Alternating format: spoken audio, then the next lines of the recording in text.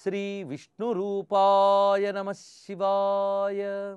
కాళీయ సర్పం శ్రీష్ఠ పరమాత్మ చేత శిక్షింపబడుతూ ఉండగా ఆ సర్పరాజు యొక్క పత్నులు స్వామిని ప్రార్థిస్తున్నారు. యోగిమతి భూషణ అఘౌఘ పరిశోషణ భోగిశయన భువనభూష పాహి పతితం.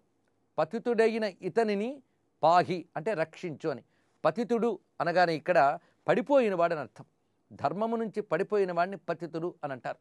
10 మందిని శిక్షించి జలాల్ని విషమయం చేయడం చేత ఇతడు పతితుడైపోయాడు. ఇలాంటి పతితుడిని నువ్వు రక్షించగలవు, ఎందుకంటే నీకు కరుణ అనేది ఉన్నది.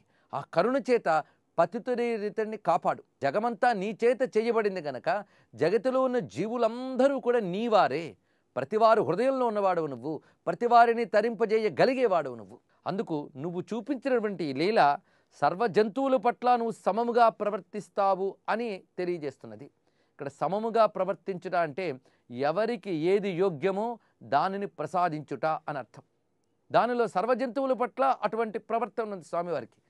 పైగా మానవుడుగా అవతరించి సర్పములను కూడా నిగ్రహిస్తున్నాడు. అంటే దుష్టుడైన వాడు ఎక్కడున్నా శిక్షిస్తాడు, అది సమత్వం. పైగా సర్వబుద్ధుల్లోనూ కూడా హితకరమైన వాడుగా చరించువాడవు నువ్వు. ప్రతివారి బుద్ధిలో హితకరమైన వాడుగా ఉంటాట పరమాత్మ. అంటే ప్రతివారు హృదయంలో హితకరంగా ఉండేటువంటి తేజస్సు పరమాత్మ అని వేదము చెప్తున్నది. ఈ పడగలన్నీ కూడాను చిదిగిపోయే మొత్తంగా. పైగా ప్రాణములు రాకపోకల్లో ఉన్నాయి ప్రస్తుతం. ఇంకా ఈ శిక్షించడాన్ని ఆపివేసి నిజేసుపై మా భర్త మీద నీ కరుణా కటాక్షాలు ప్రసరింపజేయవయ్యా. సమస్త లోకానికి దిక్కైన వాడా, అభయాన్ని ఇచ్చేవాడా, ఓ లక్ష్మీ మనోహర అనుగ్రహించు. పైగా ఇక్కడ భాగవతంలో ఒక అందమైన ప్రార్థన కనబడుతుంది. మమ్ము పెండ్లి చేయు మా ప్రాణవల్లభు ప్రాణమిచ్చి కావు భక్తవరద, నీవు చేయి పెండ్లి నిత్యంబు భద్రంబు, పిన్ననాటి పెండ్లి పెండ్లి కాదు. మాకు మళ్ళీ నువ్వు పెళ్లి చేయాలి. ఈ కాళీయ సర్పానికి మాకు పెళ్లి చేయాలి. ఇదివరకే మీకు పెళ్ళయింది కదా అంటే ఆ పెళ్లి కింద లెక్క కాదు. ఇప్పుడు మా ఆయన్ని నువ్వు బతికిస్తే మాకు మళ్ళీ వివాహం చేసినట్లే. పైగా పిన్ననాటి పెండ్లి కాదు.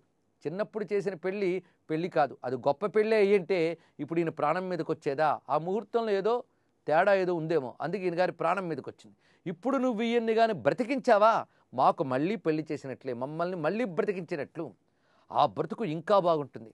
నువ్వు చేసిన కళ్యాణమే నిజమైన కళ్యాణము. ఈ మాటలో భావం ఏంటంటే మనం పూర్వ కర్మల వల్లనో ఇంకా దేనివల్ల ఏవో సుఖాలు పొందవచ్చు.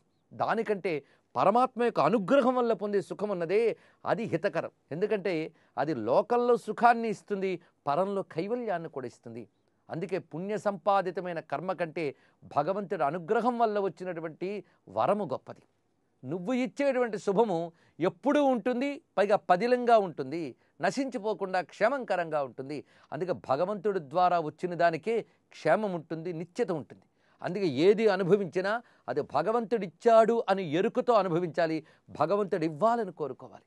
ఎందుకంటే ప్రపంచంలో అన్నీ మనం కోరుకుంటాం, కానీ అది భగవంతుడిని కోరుకుంటే ఏమవుతుందంటే ఆ తీరినవేవో మనకి ప్రమాదకరం కాకుండా నిత్యమై భద్రమై ఉంటాయి. ఇది తెలుసుకోవాల్సింది. ఈ మాట ద్వారా పోతన గారు మనకు చేస్తున్న గొప్ప బోధ గ్రహించిన వాడు బాగుపడతాడు. అందుకే భగవంతుణ్ణి అర్థించాలి, లేదా లభించినవని భగవంతుడే ప్రసాదించాడనే భావాన్ని మనం ప్రసరింపజేసుకోవాలి. తద్వారా మనకు లభించిన సుఖాలు ఇహంలో క్షేమంగా ఉంటాయి, పరానికి కూడా కైవల్యహేతు అవుతాయి. ఈ విధంగా వారు ప్రార్థన చేస్తూ అజ్ఞాత వస్తు కిమస్తి విజ్ఞానస్యతే ఆజ్ఞాపయ యదుచితమస్మాకం జగత్ప్రభో.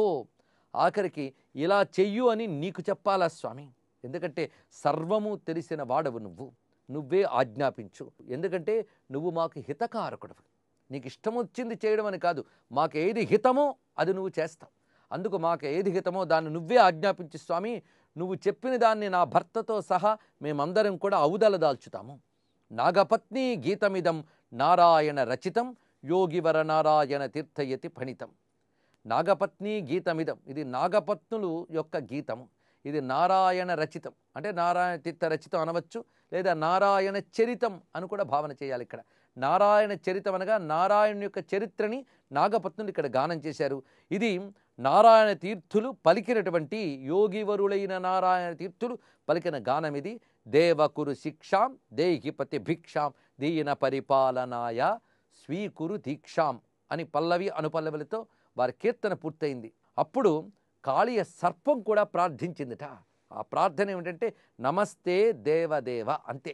నమస్తే దేవదేవ, నువ్వు దేవతలకు కూడా దేవుడివి, ఎందుకంటే దేవతలు కూడా నా ముందు నిలవలేరు, అలానే నన్ను నిగ్రహించేవు అంటే నువ్వు దేవదేవుడువు, నీకు నమస్కారం, అంతే. ఇంకో కోరిక కోరలేదండి కాళీ సర్పం. ఏమిటి ఇందులో ఉన్న భావం ఏంటంటే నమస్తే అనగా నన్ను నేను సమర్పించుకుంటూ శరణు వేడుతున్నాను, అంతే చాలు. కృష్ణా శరణు, అంతే. ఆ నమస్తే నూరుకున్నది అది అని నెమ్మదిగా పలికిందట. ఎందుకంటే చాలా నీరసముగా ఉన్నది కనుకనే ఆ కాళీయుడు ఆ జగన్నాథుని ఉద్దేశించి నమస్తే దేవదేవ అన్నాడు. ఇక్కడ ఈ భావం తీసుకుని మనం భాగవత ఆధారంగా పరిశీలిస్తే అతడి హృదయం ఉన్నదే కాళీ సర్పం యొక్క హృదయం అర్థమవుతుంది. ఎందుకంటే స్వామి యొక్క చరణ స్పర్శ చేత ఆ తలలో వివేకం ఉదయించింది, ధన్యుణ్ణనే భావం కలిగింది. సర్వం శ్రీకృష్ణ చరణారవిందార్పణమస్తు.